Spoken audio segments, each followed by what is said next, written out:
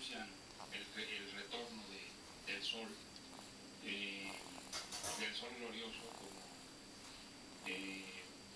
se le veneraba, se le reconocía en el antiguo México. Siento que hay una coincidencia extraordinaria en el sentido de que este Papa, de acuerdo a las profecías de San Malaquías, es el Papa del trabajo del sol, es el emblema que lleva.